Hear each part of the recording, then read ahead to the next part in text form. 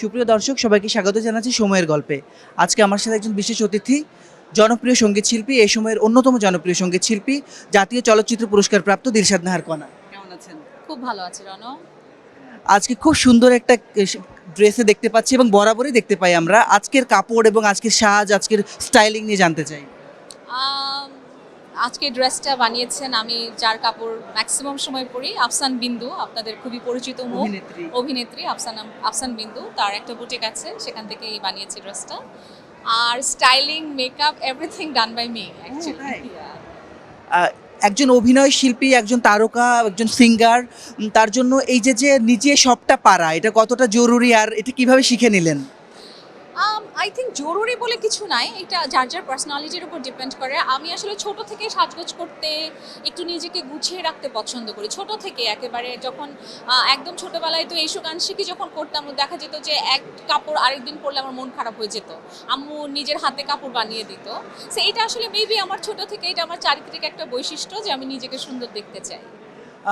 আমাদের দেশে খুব কম সিঙ্গার আছে যারা আসলে খুবই ফ্যাশনেবল, এবং এই প্রজন্মে কে সবচেয়ে ফ্যাশনেবল এটা যদি জিজ্ঞেস করি আমি কারো কাছে, আপনার নাম প্রথমেই বলে। এটা কেমন লাগে রুনা ম্যাম থেকে সেই লেগেসি আপনার হাতে এখন? এত বড় কথা বলাই যাবে না।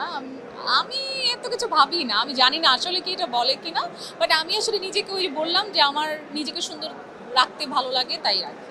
বাংলাদেশের সঙ্গীত শিল্পীদের মধ্যে আপনার চোখে ফ্যাশনেবল কে? রুনা লায়লা ম্যাম।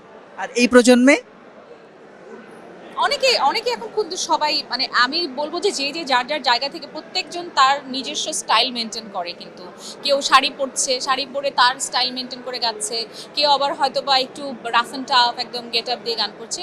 তো যে যে যার যার জায়গা থেকে চেষ্টা করছে, কাউকে আমি বেশি মার্ক দিব না, কাউকে কম মার্ক দিব না।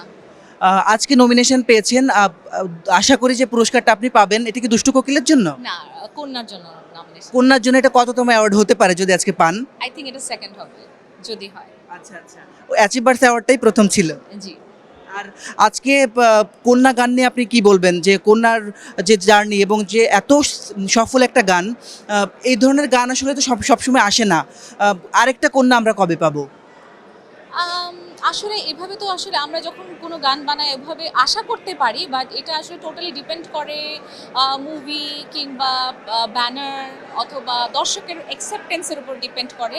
আমরা তো আমাদের জায়গা থেকে চেষ্টা করেই যাব গানের ব্যাপারটা, এখন কখন কোনটা হিট হয়ে যাবে বলা যায় না, বাট আমরা ট্রাই করে যাচ্ছি। সর্বশেষ প্রশ্ন, আপনার মেহেন্দি নোরা ফাতেহির কাছে পৌঁছে গেছে, নোরা ফাতেহিকে নিয়ে কি বলবেন? ওকে এই গানটাকে কিভাবে শুনলো একটু জানিয়ে দেন।